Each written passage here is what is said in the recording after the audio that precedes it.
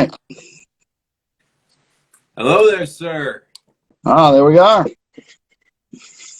Technology. Yeah, man.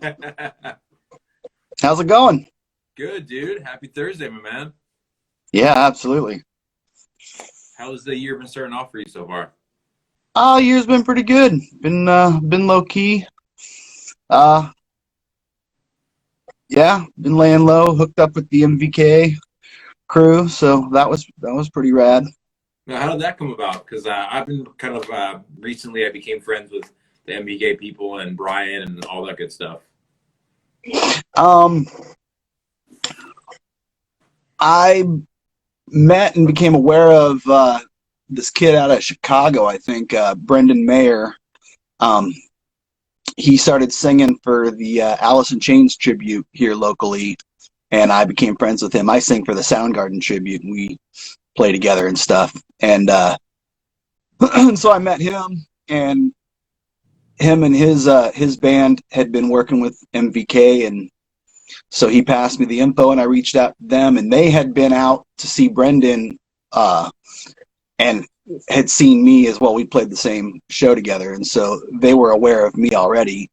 And we started talking back and forth, and one thing led to another. We decided we could work together. So they kind of kept me on pins and needles. I reached out to them back in like September, and they were like, "Yeah, we'll let you know." And October, November, December, and I thought, they blew me off or something. And then come January, they were like, "Hey, surprise, we're working together."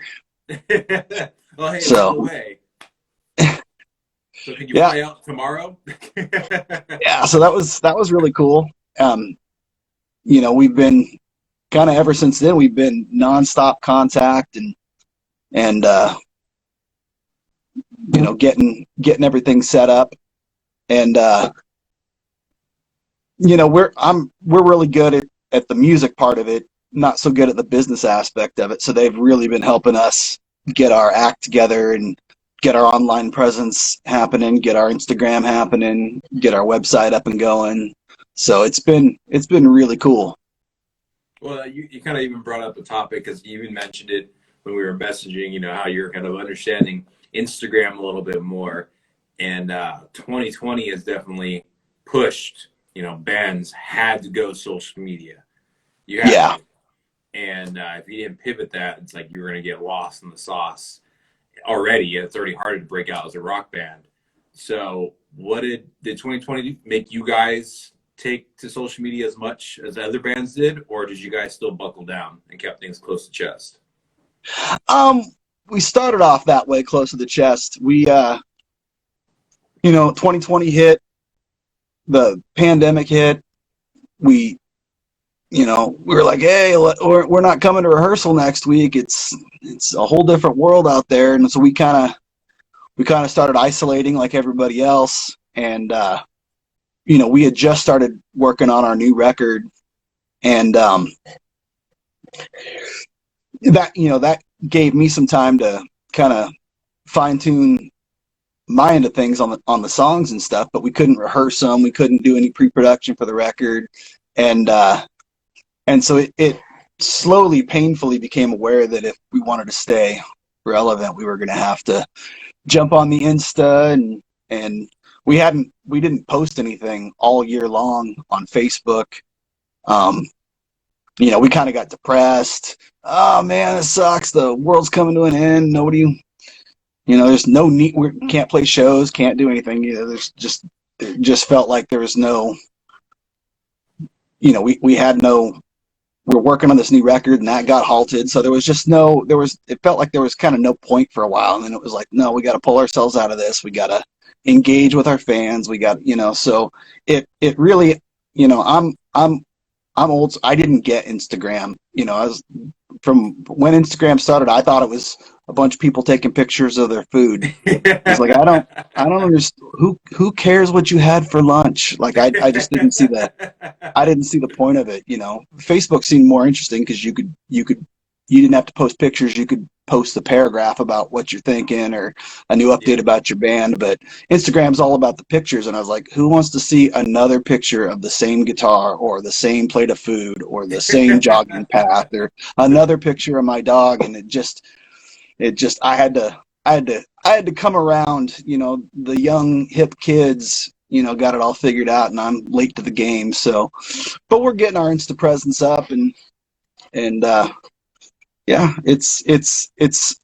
we're late to the party, and we're slowly, painfully becoming aware of how important it is. So yeah, long story short. Yeah, it's good and bad. Um, Good in the sense, it made artists, it kind of pushed them to be more creative because then you can see other artists and what they're doing and hear musically, inspiration wise. And then you had to, that's the way to get new fans, get people to spread your music or put music on there with the hashtags or whatever the fuck. So people can like, whoa, what's this hashtag? What's this band? Listen to you, then give you a follow you on Spotify, iTunes, all that stuff. But then the cons is like, you have to be doing it. Like if you're not, then you're going to be kind of falling off this, the system, falling off the Yeah, algorithm, all that bull crap. And it's just kind of like, and it's like it's devil's advocate because like you don't want to be an advocate for social media and you're like tell your kids or something like that, like get off your fucking phone, but at the same time you need to be because you need to be relevant for people to find you. yeah. That's actually the thing that I've been kind of the most surprised about is how many new people have gotten turned on to us since we've upped our social media presence. Um, you know, I'm old school, and I'm used to going out, playing shows, turning people on, selling them some merch, um, word of mouth, that kind of thing. And like I said, I didn't get Instagram. I thought it was just a bunch of people taking pictures of their food. So I was really surprised when we started really pushing on Instagram. I was surprised how many new people kind of joined the party, and people we never would have come across before. And same thing, you link your Instagram to the Facebook page, and new people are jumping on the Facebook, and I'm just like, I don't get this, but I'll take it. It was like last week I had another MVK artist, Seasons, talk with Yeah, their guitar player Nick, and it was the exact same thing. They are so used to touring shows, merch. That's how they lived. But when 2020 hit, they're like, "Fuck, we need to switch this up." And we gotta. They put themselves, each band member, they held them accountable for not only the band's Instagram but their personal ones as well. To be, because remember, you're also a musician. You got to promote your own music on your own personal Instagram as well. And they held yeah, themselves accountable on a schedule of posting and communicating with followers. I mean, that was a great way of seeing how they could pivot. And you kind of really do have to. You have to be on a good schedule. You don't have to post every fucking day, but like being on a good schedule weekly to boost for people to find your music on social media platforms. yeah. It's a whole new world, and we're quickly coming to terms with it. But you guys are still, it's good that you still found it because you had your first album in 2018, just a couple of Yeah, years ago.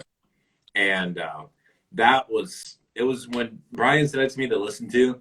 I'm like, damn, this reminds me of some old Lince Mob shit. I'm like, oh hell yeah. yeah. I'm like, this gives me the American rock and roll freaking thrashy vibe to it, and that's freaking killer. And so what do you guys have been doing in the last 2 years then? Because you said you were working on a new album, like right before COVID hit. Is that still happening? Oh yeah. That's actually, I've been in the studio all day today, and when we wrap up here, I'm going to grab some dinner and jump right back in the studio. So we're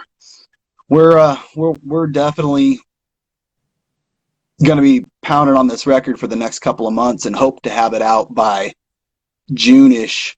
Um, but with the last record, we were kind of under the gun. We didn't have a lot of time, and we made, under the constraints that we were under, I think we made the best record we could make, and it's good, but we're not doing that this time. We there's no shows, there's no pressure, there's no nothing else going on, so we're taking all the time we can, run this thing with a fine-tooth comb, spend a week on guitar tones if we have to, like just really really dial everything in. And so I'm hoping with taking our time and nailing every aspect of this record, I'm hoping we can have it out by June. I don't want to go all use your illusion with this thing and spend 5 years, or Chinese democracy and spend 10 Right. years. And Yeah. We don't want to talk about Chinese democracy. We forget about that album. but yeah, so we're working hard on this record. A culmination of things. We had this great momentum and stuff when we put out the first record. But a couple of us are in other bands that had signed contracts for shows we had to play, and it really, me especially, it hindered our touring schedule and our playing schedule, and it really slowed us down. And then 2020 hitting and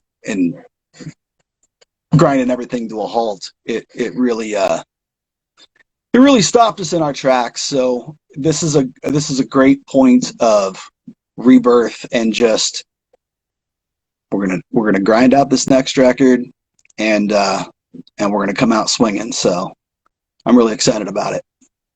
Now, I feel like, because you mentioned it, like, say, at the beginning of 2020, you guys were working on this new second album, and you stopped and self-isolated. Now, a lot of other bands did that as well. But did you guys even work on music like at home and send it to each other digitally, or you guys you have to do it analog in a room together and pound it out together?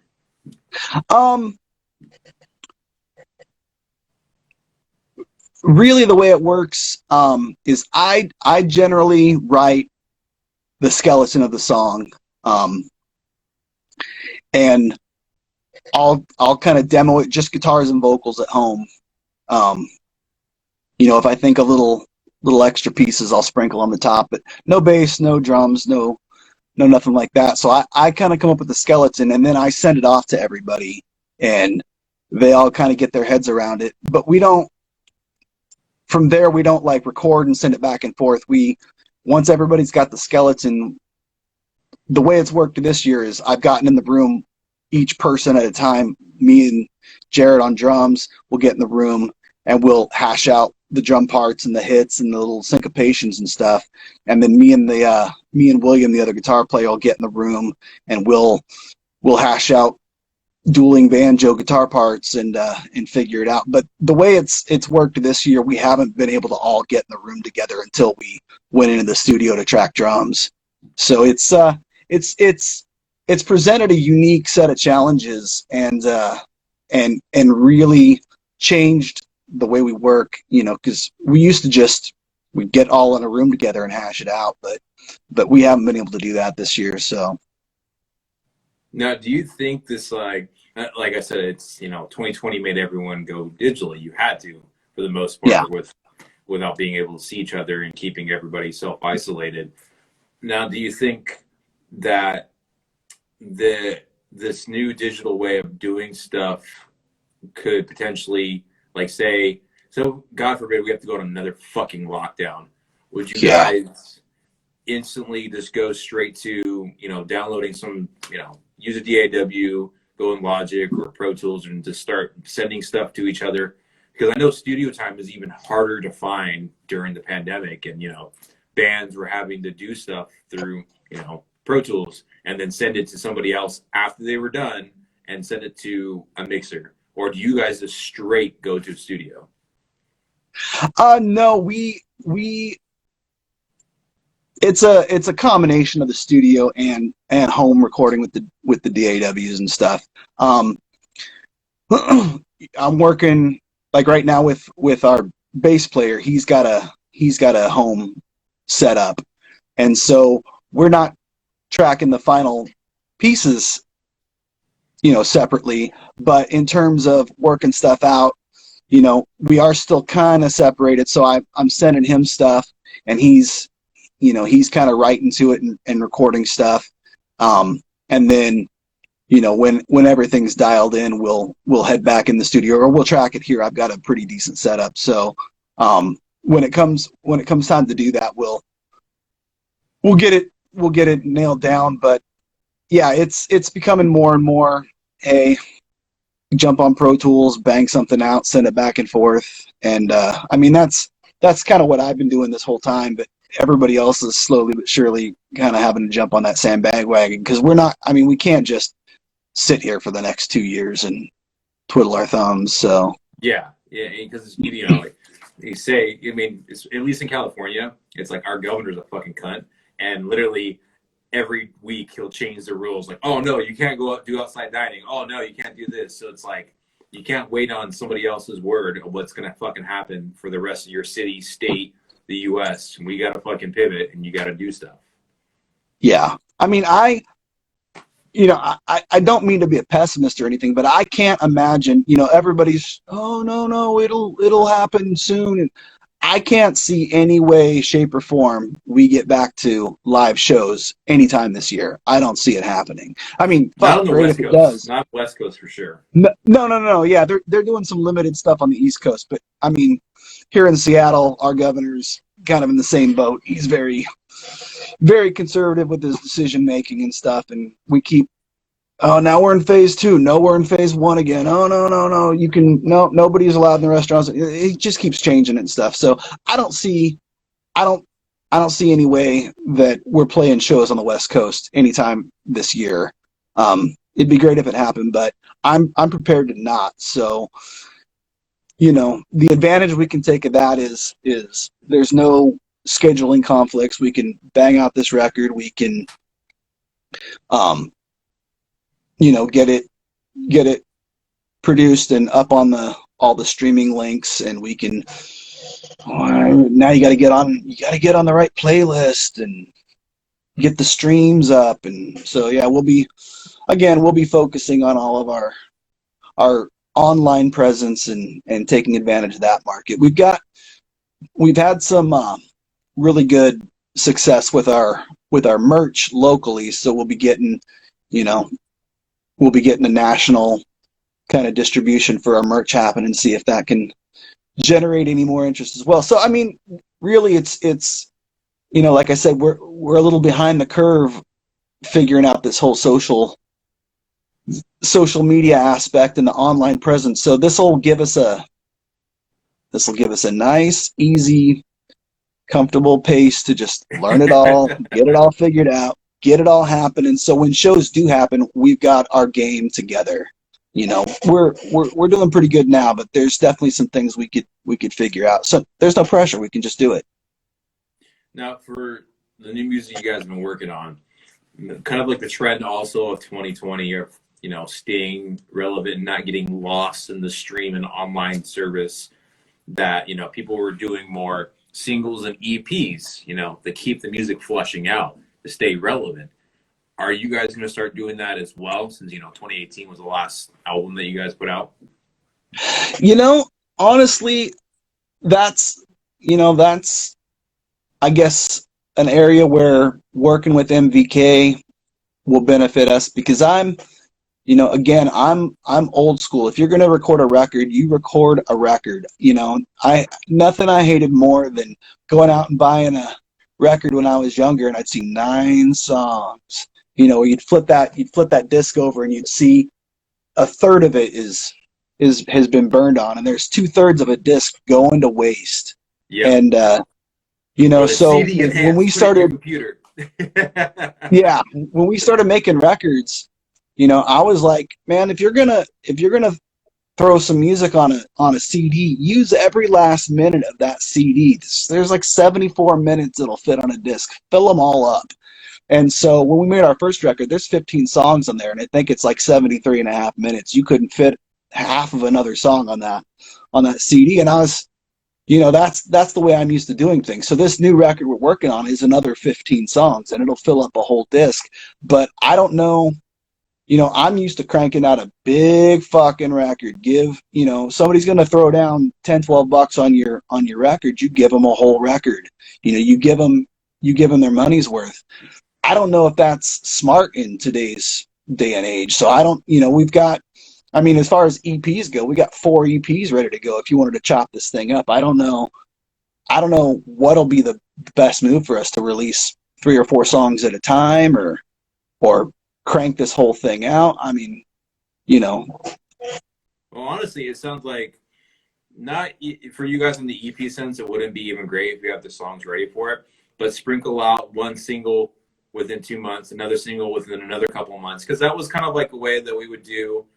I still remember the back in the day as well. Like an actual single was a CD with like one song and then 2 variations on it, yeah, and then you got the whole album when it would come back out. You guys can do it as, again, one in a couple of months, another one in another month, right before you're going to release the album in tentative June. That way it's got like a leading up to this whole 15 track album that you guys are ready to go, a good lead up to it. And yeah, it is kind of the way. I'm not a big fan of the EPs on the sense of, I don't like when artists are releasing singles. They release 3 singles throughout the year, then they release an EP, and half those singles are already on the EP. I'm like, bro, I've already been listening to these songs. I heard these songs at the beginning of the year. You know, you yeah, have more than enough music to put out for this EP or an album. And that's what I think you're also going to bring to the table. You have that old school mindset is, I'm going to pound out the music that I want in this whole album.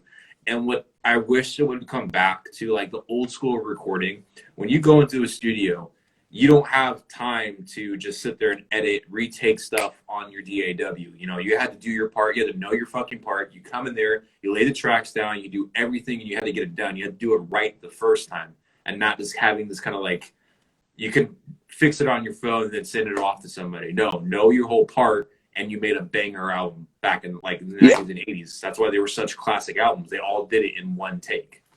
yeah, yeah. So that's, that's the way I would prefer to do it. A single here, a single there, and then boom, 15 songs. Deal with that, my friend. You know, I yeah, I see a lot of these bands. Check out our new EP. Here's 4 songs. I'm like, great. Where's the rest of your record? I don't want to. What's I mean, these pop artists today are putting out a song at a time. Like, I no, where's the whole record? I like some of these. Um, you know, I listen to lots of stuff, not just hard rock or whatever. I listen to folk music and I listen to pop music and all this stuff. And I'm like, great, you put out a new single, but I want the whole. I don't want to. I don't want to pay for 99 cents for your one download. Like, give me 10 new songs. Like, dig what you do. Don't jerk me around with a song. Especially when that one song you're gonna hear 100 fucking times a day on every streaming service, or pops up on your YouTube feed every other song, and it's like, yeah, no, I heard the song. We all got sick of the song. Like, give me a new song. So that's, I'd rather put out 15 songs and you dig your way through it. I'm just old school like that. Which is going to be great. It's going to be, I wish there was more artists in that sense. But singles, a couple singles to promote the new album would be perfect with you. You guys aren't the EP sense, not at all. You have the musical talent to put out, and like, we're gonna fucking pound out an album. It's gonna be great.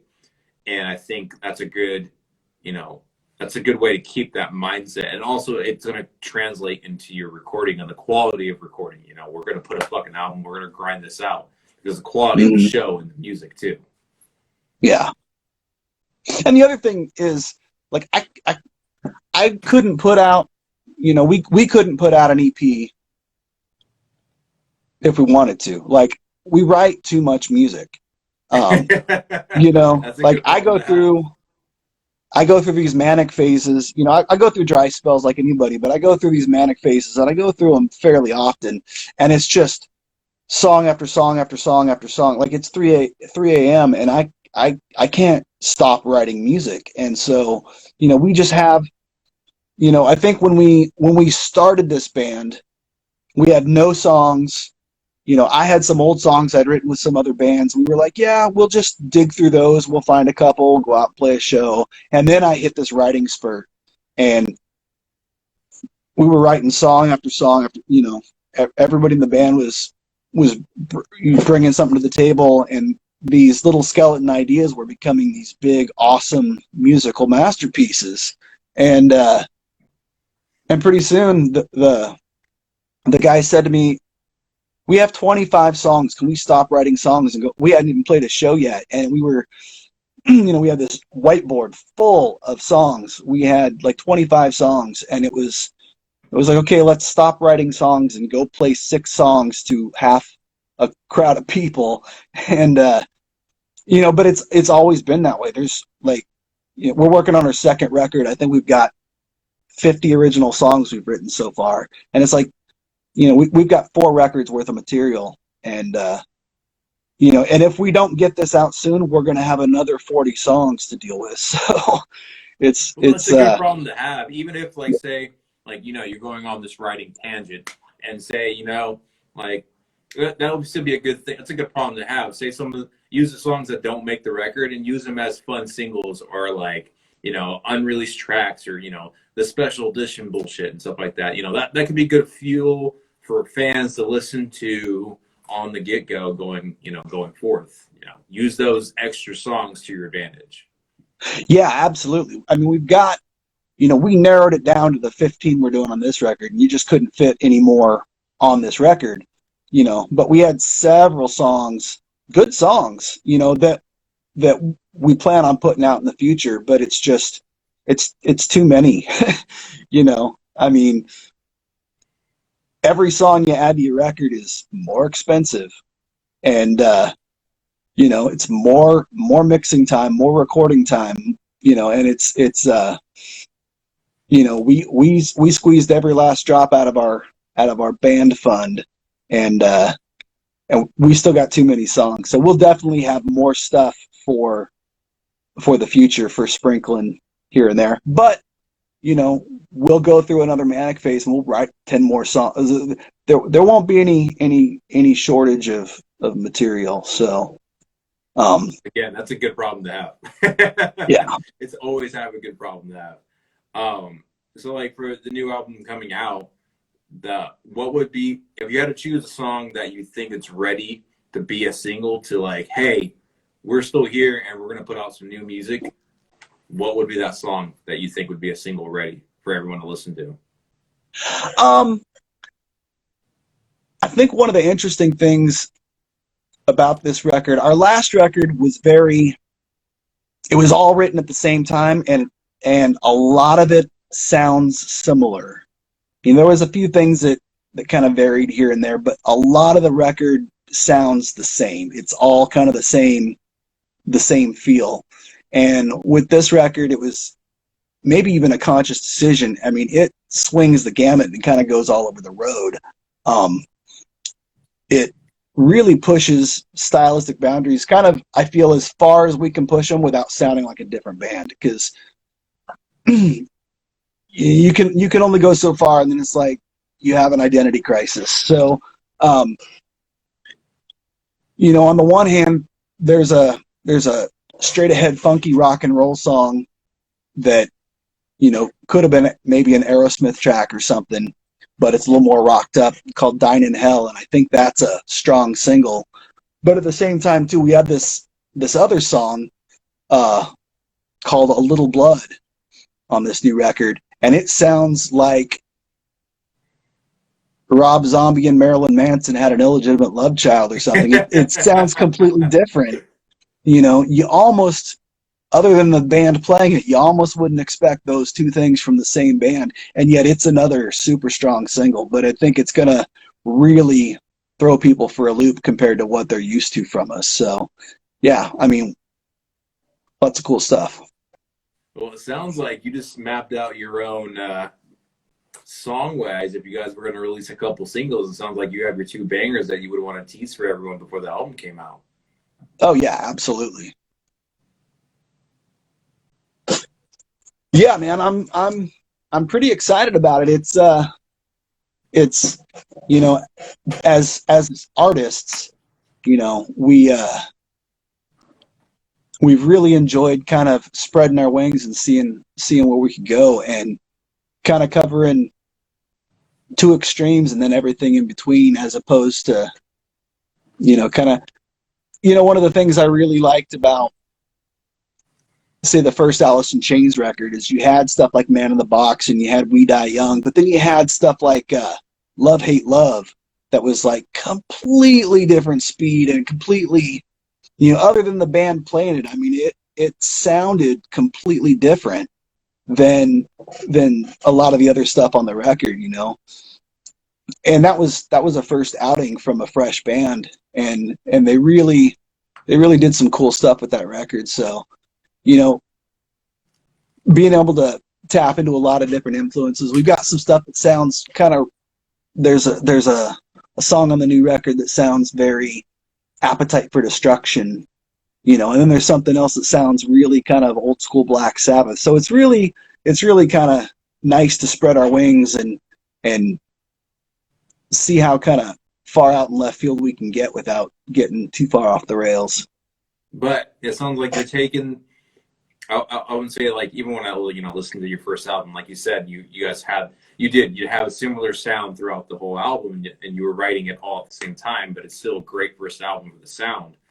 But you're keeping that rock nostalgia that I think people kind of need right now, instead of this backtracked, big orchestrated sound effect music. And a lot of bands are doing that, and it just gets rehashed over and over. But then when you find that artist where it's not a rehashed backing track, sound effects, same drums, syncopated vocals, and all this bullshit, and you just have how rock is meant to be, pure rock, hard rock, that's the music that's going to shine out eventually. Yeah, I mean that's, like I said, I'm old school. I started recording, my first demos and records and stuff in the late '90s and early 2000s, and it was kind of before all this kind of sampling and it was, I recorded my first kind of demo and record on 2-inch tape. It wasn't it wasn't Pro Tools. It wasn't, it was go in there and bang it out, mic up the drums, and there's a lot of like hard rock that's come out in the last 10 years. It sounds cool, but it's all sampled drums and overcompressed and very, very, like you listen to Stone Sour. Great hard rock band, but the drums are like over compressed, really kind of sterile sounding to me. I mean, sure they thump in your car, but where's the live mic noise and I'm just used to doing it old school, and that's what I think sounds the best. I mean, you listen to an old Paul Rogers record or a Bad Company record or something, and I mean that's just live rock and roll. You listen to the Eagles, you listen to Appetite for Destruction, man. That was all recorded in one take. The drums, the bass, and the rhythm guitars were recorded all in the same room together in one take. There was no piecing it together with Pro Tools and I'll punch in this part and we'll compress the shit out of everything. And, like those are some banging rock and roll records. And we're living in a different age, but it doesn't mean you have to fly in keyboard parts and synth parts and, program your drums on a MIDI keyboard and, no thanks. It's and I think some of the breed is starting to die. Like one of my favorite guitar players, he just passed away near the end of the year. Alexi from Children of Bodom. Yeah. And that dude was just like the beyond next level in musicianship, and the rest of the band too, completely. And just hearing what other bands like I just heard, on the radio, I Prevail, and it's like when I can't even hear. Like, I can't even pinpoint your guitar riffs in the song. That's how I know it's just so overproduced. Like, I can't even hear Yes. the riffs that you're playing. I can't understand potentially, like, yeah, you're probably an A or B or even B sharp, but like, I can't hear the riff itself in the song. Yeah. Yeah. I hate that. And for me, it's once you put so much production on it, it's like, like Eddie Van Halen. You within 2 seconds, you know who that is. You know, within 2 seconds of hearing Slash play, you know it's Slash playing. You know, it's Alexi playing. With all this slick polished production, it's like I can't tell. Until I read the fucked up squiggly thing on the front of the CD, I can't tell who this band is. And then you've got wah, wah, wah, screaming vocals the whole time. It's like, I can't tell you from 100 other fucking bands that sound just like you and are over polished and over compressed and overproduced. And I'd rather be a raw, raucous, dirty rock and roll band than a slick, polished, dime a dozen produced band. Now, I will give it to, as as a guitar player myself, and I have both. I love playing analog, and I do love playing digital. Like there's certain plugins. I'm like, it's so bad. It's like it's 50-50 in the sense like I'll get a tone on. I have a Carwin Legacy, and I'll get a tone, and I'm like, fuck yes, I love this tone, and then I'll go back to my my Pro Tools, and I'll use, like I just downloaded Neural DSP Gojira, their plugin, and I'm just like, holy shit, this is a whole different level as well. There's good and bad. There's pros and cons to both doing this the analog and digital way, and I understand both sides because like a lot of people can't pay for studio time. They can't pay for a full half stack. They can't pay to be able to mic up their shit. And that's why people will invest in a Kemper and take that as tour, but they can afford maybe $100 to buy a good plugin and they can get a sick tone out of it. And then there's other plugins that just suck. So it's pros and cons, and it all depends on the level of musician that you're going to bring into it. Yeah, I'm not opposed to the digital thing if it's used tastefully. I had an Axe-Fx for years.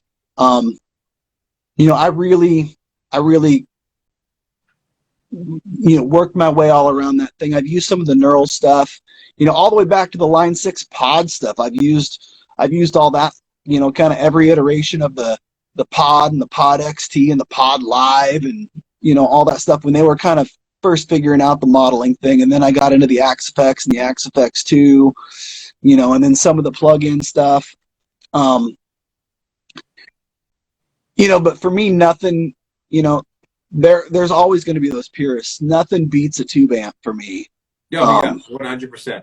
100%. And when you find your sound, you know it, and nothing else cuts it. And for the people that can, like I watch a lot of YouTube guitarists. There's like Rabia Masad, and there's Leon Todd from Ragdoll in Australia and stuff. He is an Axe-Fx whiz, and he gets great sounds out of it, but I love the sound of a mic'd up Marshall. I've got a few different Marshall JMP variations that all sound killer, and I'd take any one of them any day over playing an Axe-Fx. And that's just me. This band sounds great with big cranked up half stacks, so I'll take that any day of the week, and I'll mic up a drum kit, and I'll take a noisy squeaky beater pedal, over, produced get good drums or whatever. That's great, but give me a dirty drum kit and let's go to work.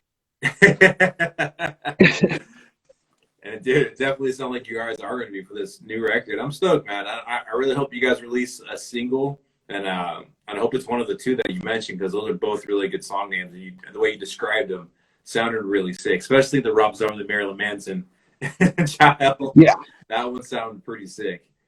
So you guys are still thinking tentative June? That's still the timeline?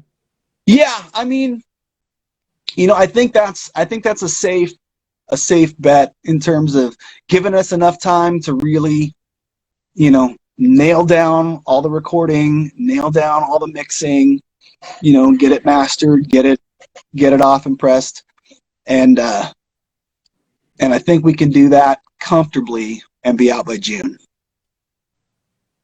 All right. Well, dude, I really do hope you guys do put at least one single, to kind of tease and give fans. And that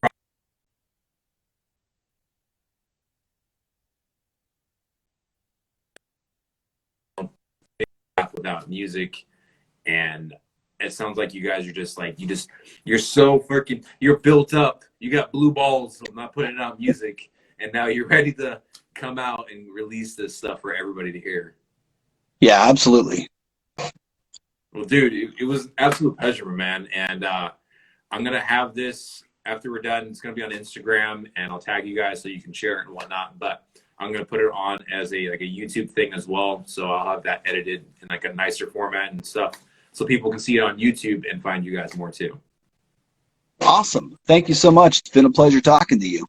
Dude, absolute pleasure, man. And continue to stay safe and, man, get another writing spurt and put out another 2 albums in one night. Absolutely. Well, dude, take care, brother, man, and stay safe. Take care, man. Thank you. Cheers, man.